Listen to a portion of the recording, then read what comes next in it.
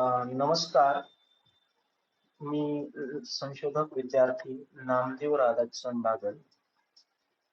मी इतिहास विभाग डॉक्टर बाबासाहेब आंबेडकर मराठवाडा विद्यापीठ छत्रपती संभाजीनगर या इतिहास विभागामध्ये इतिहासा या विषयावर संशोधन करत आहे.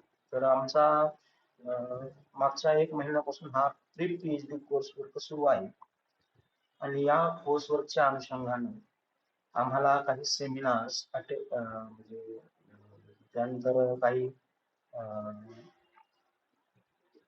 कार्य त्या ठिकाणी होमवर्क्स असतील, काही असाइनमेंट असतील यांच्यासारखे अनेक विविध उपक्रम या ठिकाणी आम्हाला विभागाच्या वतीनं विभागाच्या coordinator doctor Gitanjali Borad madam, Deshmukh sir यांनी आम्हाला सेमिनार हा या ठिकाणी आयोजित केला आहे. तर या सेमिनार घेत असताना प्रामुख्याने सेमिनारचा जो विषय आहे माझा, पश्चिम दक्षिण भारतातील सामाजिक व आर्थिक पैलू इसवी सन 1200 ते 1500 हा माझा संशोधनाचा कालखंड आहे आणि हा माझा संशोधनाचा विषय सुद्धा आहे.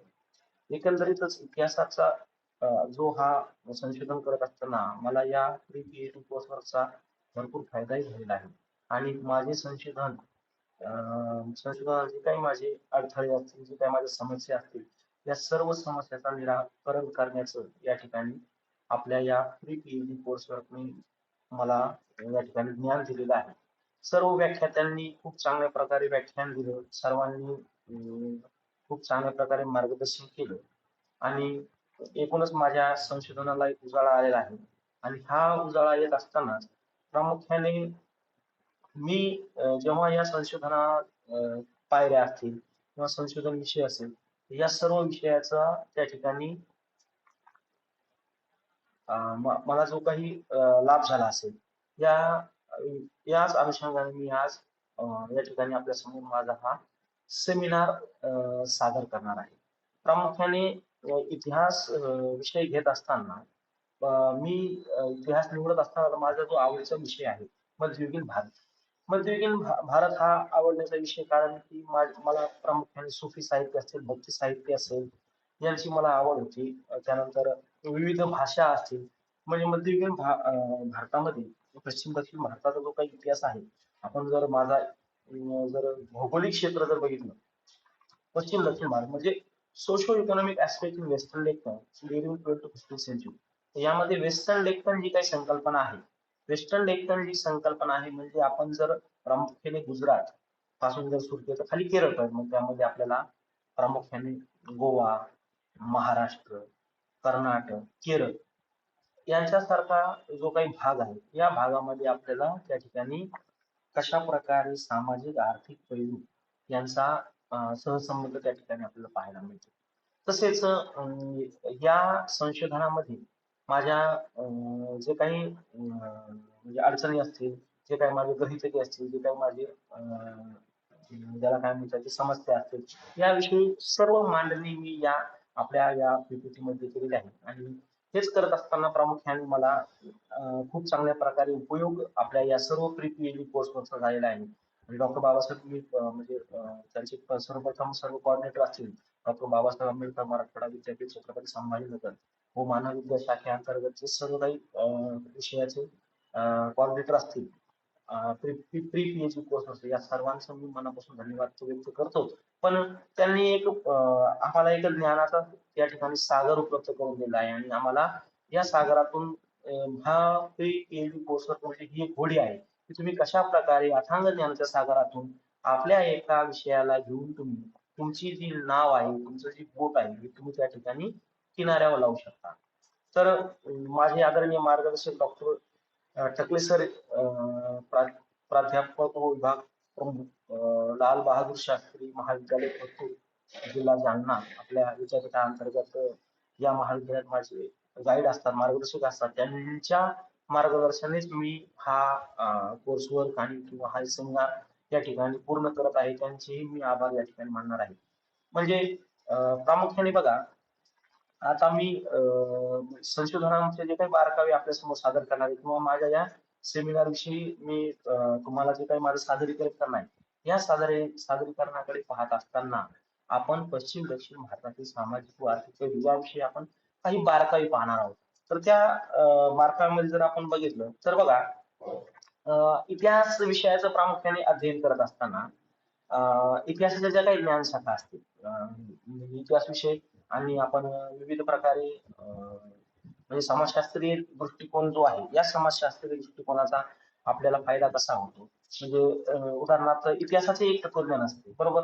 की बघा, अनेक इतिहासकार आपली इतिहासाची त्या ठिकाणी व्याख्या करतात. की एक इतिहासकार आहेत ईएचकार, की ते काय म्हणतात की इतिहास म्हणजे काय, तर वर्तमान काळाचा भूतकाळाशी अविरतपणे चालणारा संवाद म्हणजे इतिहास होय. म्हणजे इतिहासाचं जे काही समग्रता आहे, म्हणजे मौखिक इतिहास असेल, त्यानंतर तुमचा सामाजिक इतिहास असेल, राजकीय इतिहास असेल, धार्मिक इतिहास असेल किंवा सांस्कृतिक इतिहास असेल, अशा इतिहासाचे पैलू पाहत असताना आपल्याला एका विशिष्ट दृष्टीने इतिहास बघत असताना प्रामुख्याने आपण या ठिकाणी काय केलेलं आहे, आपण कशा प्रकारे अभ्यास करणार आहोत. तर या कालखंडामध्ये माझा जो कालखंड आहे, 1200 ते 1500 या कालखंडामध्ये जे काही बदल झाले, त्या बदलाविषयी मी भाष्य करणार आहे. समाजातील जे काही रूढी परंपरा असतील, भाषिक गट असतील, पंथ असतील, संप्रदाय असतील, की याच कालखंडामध्ये अनेक भाषिक बदल सुद्धा आपल्याला झालेले पाहायला मिळतात. उदाहरणार्थ मी तुम्हाला एक उदाहरण सांगणार आहे, की बघा, एक मी तुम्हाला या ठिकाणी म्हणजे त्याला काय म्हणता येईल, की एक शब्द म्हणजे एक वाक्य सांगतो किंवा एक रचना सांगतो, कि जिहाल मिस्की मकुन तवाफुस दुराए नैना बनाए बतिया किताब हिजरा नले हुकाहू नले हुकाही लगाए छिपी. बघा, ही जर तुम्ही भाषा बघितली तर ही तुम्हाला एकतर उर्दूही वाटणार नाही, इथं तुम्हाला हिंदीही वाटणार नाही, ही तुम्हाला, पण ही नवीन भाषा त्या ठिकाणी, नवीनच भाषा या कालखंडामध्ये उदयास आलेली आपल्याला पाहायला मिळते. जसे की आपण, मी जे आता तुम्हाला ही जी रचना सांगितली, ही हजरत अमीर खुसरो यांनी 12व्या शतकामध्ये लिहिलेली आपल्याला पाहायला मिळते. बघा, म्हणजे हा जो बदलाचा विकास आहे, हा जो काही बदल आहे, हा कशा प्रकारे होत गेला. भाषिक बदल झाले, सामाजिक बदल झाले, धार्मिक बदल झाले, आर्थिकही बदल झाले. तर या आर्थिक बदलाचाही आपण बघत असतो, की या कालखंडामध्ये नवनवे ट्रेडर्स, फोर्स आणि नवनव्या वखारी सुद्धा जन्माला आलेल्या आपल्याला पाहायला मिळतात. गुजरात असेल, महाराष्ट्र असेल, कर्नाटक असेल, अगदी गोवा असेल, अनेक विदेशी लोकांचा या ठिकाणी व्यापारही आपल्याला झालेला त्या ठिकाणी पाहायला मिळतो. मग या ठिकाणी अनेक शहरं वसली.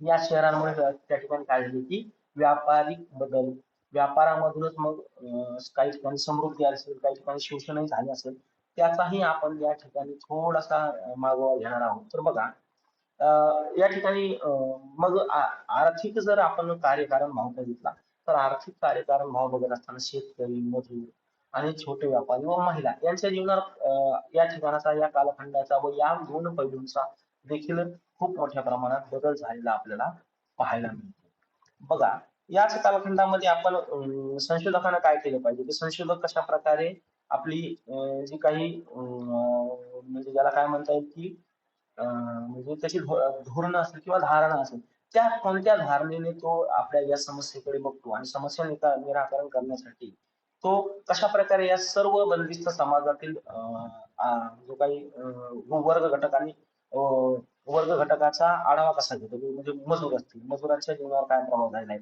स्त्रिया असेल, सामाजिक आणि आर्थिक जे काही बदल असतील, या बदलांचा स्त्रियांवर काय झाला, शहरीकरणावर काय प्रभाव झालेला आहे. की उदाहरणार्थ मी तुम्हाला सांगतो, की आपण बघा, महानुभाव संप्रदायाचं जे काही टेक्स्ट चक्रधारा स्वामींचं लीळा चरित्र, महजंबेचे धवळे, त्यानंतर भास्कर भट्टांचं शिशुपाल यांच्यासारखे, त्यानंतर तुमचं वृद्धिपूर वर्णन यांच्यासारखे अनेक पुस्तकातून आपल्याला तत्कालीन शहरे, बघा, आपण आजही बघा, जर तुम्ही कोणी Pune side, Kolhapur side, Satara side या ठिकाणी गेलो तर तिथं पेठ, पेठ हा शब्द आहे. कसबा, पेठ, शहर, नगर, असा आपल्याला त्या ठिकाणी त्या टर्म्स किंवा ती काही संज्ञा आहे, ही संज्ञा त्या ठिकाणी पाहायला मिळते. तर या ठिकाणी आपण बघत असताना, की आपल्याला कशा प्रकारे या समस्येचे निराकरण करण्यासाठी आपल्याला इतिहास एक साधन, इतिहास एक टूल या ठिकाणी आपण वापरू शकतो. तर बघा, माझ्या या म्हणजे संशोधन करत असताना या संशोधनाविषयी काही पूर्व संशोधन सुद्धा झालेलं आहे. हिमांशू रायप्रभा यांनी बघा, the impact of trade on western Deccan during the Satavahana period. पण यांनी हा पिरियड सातवाहनाचा घेतलेला आहे. पण मी त्यानंतरचाच कालखंड 1200 ते 1500 म्हणजे हा हिमांशू सरांचा जो काही कालखंड आहे तो हा एन्शियंट मध्ये येतो आणि माझा तो मिडिवल मध्ये येतो. आणि बघा त्यांनी काय केलं की त्यामध्ये historical and cultural geography of western Deccan 6th and 10th century एक कान इशिकावा हे एक जपानचे आपले जापनीज संशोधक विद्यार्थी होते. त्यांनी या ठिकाणी पुणे विद्यापीठात असताना त्यांनी तो आपला संशोधन प्रबंध पूर्ण केला आणि जो काही 6व्या आणि 10व्या शतकातील जे काही ऐतिहासिक आणि भौगोलिक जो काही पश्चिम दक्षिण आहे या भौगोलिक पश्चिम दक्षिणचं त्यांनी त्या ठिकाणी संशोधन केलेलं आपल्याला बघायला मिळतं. तर या सर्व संशोधनानंतर पश्चिम दक्षिण भारतीय जो काही विभाग आहे त्यामध्ये झालेले बदल आणि हे सर्व पैलू लक्षात घेता संशोधनात आपल्याला 12व्या शतकापासून ते 15व्या शतकापर्यंत आपल्याला खूप मोठ्या प्रमाणात वाव मिळेल अशी मला खात्री होती आणि म्हणूनच हा विषय निवडला. त्या विषयासाठी आता बघा मला काही म्हणजे प्रामुख्याने बघा आपल्याला काही सामाजिक व आर्थिक घडामोडी आहेत. या सर्व घडामोडीवर आपल्याला प्रकाश टाकता येईल याची मला खात्री वाटत होती. म्हणूनच हे मी या विषयाची निवड केलेली आपल्याला पाहायला मिळते. बघा तर माझ्या या संशोधनाची काही उद्दिष्टे आहेत तर ती आहेत बघा मध्ययुगीन कालखंडातील सामाजिक बदल समजावून घेणे की मी जशी प्रस्तावनामध्ये चर्चा केली की मला काही सामाजिक बदल होते काय झाले त्यामध्ये स्त्रियांशी असेल नगरात असेल किंवा आपल्या जो काही वर्ग संघर्ष आहे या वर्ग संघर्षाचा सुद्धा त्या ठिकाणी चिकित्सक अभ्यास करता येईल अशी मला खात्री आहे. त्यानंतर बघा दुसरा जो माझा मुद्दा आहे मध्ययुगीन कालखंडातील आर्थिक संबंध अभ्यास बघा नवनवे व्यापारी यांचा उदय जुन्या व्यापाऱ्यांचा अस्त शहरांची वाढ याच्यामुळे काय झालं की आर्थिक सहसंबंध कशा प्रकारे विस्तृत विभागले गेले याविषयी आपल्याला एक अभ्यास करता येईल. त्यानंतर बघा समाजाची सामाजिक आणि आर्थिक चिकित्सा करणे हा माझ्या संशोधनाचे हे उद्दिष्ट आहे. त्यानंतर शहरीकरण स्त्री जीवन जाती व्यवस्था या समस्याचा सुद्धा मला अभ्यास करणे म्हणजे शहरीकरणामुळे स्त्री जीवनात काय फरक पडेल जाती व्यवस्था यांच्याविषयी काय बदल झाले याचाही आपल्याला त्या ठिकाणी अभ्यास करता येईल. त्यानंतर बघा याचं म्हणजे माझ्या संशोधनाचं प्रामुख्याने उद्दिष्ट काय आहे तर प्रादेशिक इतिहासाचं जे काही महत्व आहे प्रादेशिक इतिहास कशा प्रकारे या ठिकाणी आपण त्या ठिकाणी प्रादेशिक इतिहासाला कशा प्रकारे एक ज्याला काय महत्व देऊ शकतो. बघा आता माझ्या संशोधनाची जी काही गृहीतके आहे ती मी तुमच्या समोर मांडणार आहे. 12वे शतक ते 15वे शतक या कालखंडामध्ये सामाजिक आणि आर्थिक बदल झालेले आहेत हाही माझे गृहीतक आहे. त्यानंतर दुसरं जो आहे नवीन आर्थिक बदलामुळे शहराचा विस्तार झाला आणि आर्थिक संबंध विस्तारले गेले. आर्थिक सामाजिक बदलामुळे स्त्री शेतकरी आणि मजूर यांच्या जीवनावर परिणाम झाला. त्यानंतर नवपंथ म्हणजे कोण महानुभाव पंथ असेल सुफी साहित्य असेल सुफी पंथ असतील अनेक सिलसिले त्यांना आपण म्हणतो या सर्वांना ते समाज जवळ आले एक प्रकार समजणे सोपे झाले आहे. शिक्षण व साहित्य निर्मितीस वाव मिळत होता. नवीन भाषा आपण बघितलं की कशा प्रकारे उदयास आले आणि मध्ययुगीन भारतामध्ये रेनेसाँ ज्याला प्रबोधन आपण म्हणतो हे प्रबोधन तत्कालीन कालखंडामध्ये झालेले आहे. बघा तर माझ्या या विषयासाठी संशोधन पद्धत ही माझी कोणत्याही एका पद्धतीचा वापर न करता ऐतिहासिक वर्णनात्मक विश्लेषणात्मक आणि तुलनात्मक तसेच क्षेत्रभेद या संशोधन पद्धतीचा मी गरजेनुसार वापर करणार आहे. गरजेनुसार मी त्यामध्ये बदलही करू शकतो.